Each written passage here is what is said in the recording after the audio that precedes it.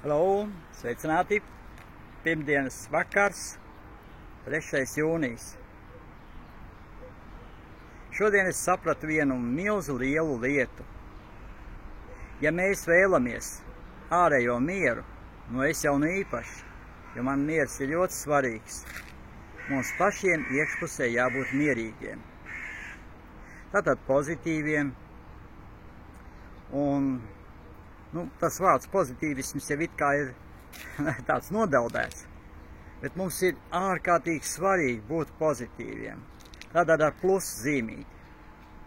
Ja ļoti daudz cilvēku būs ar mīnus zīmi, ziniet, nekāds miers nav iespējams, nec ģimenē, tātad nec veselībā, nec ģimenē, nec mājās, vispār tāds miers, tas ir tikai tāds ir runāšana tā ir.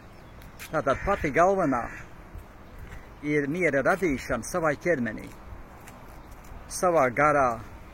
Un tad, ja mēs garā un, kā saka, patiesībā būsim iekš miera, un vēl labāk, ja mēs būsim kopā ar Dievu, tad, Dieviņu, jā. Jo es varu paļauties tikai uz Dieviņu.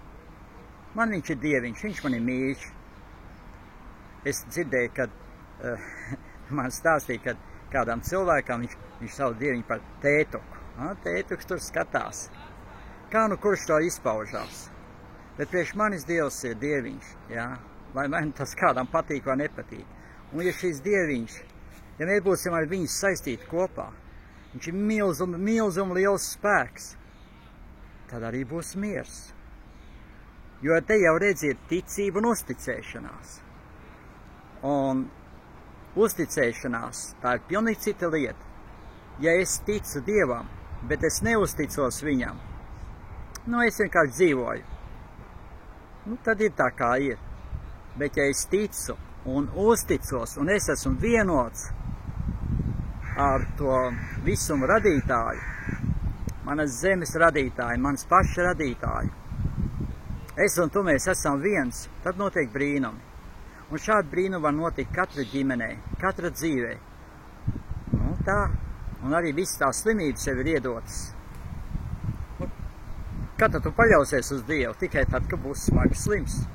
Tad tu sauc pēc palīdzības, ātrāk jau nē. Tā ir. Bet pie miera tēmas runājot, lai miers ienāk mūsos, mūsu pašu ķermenī, mūsu dzīvē, mūsu ģimenēs.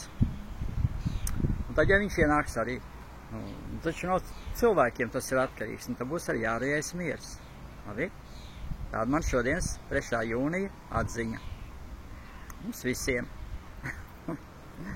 Uz labām sajūtām!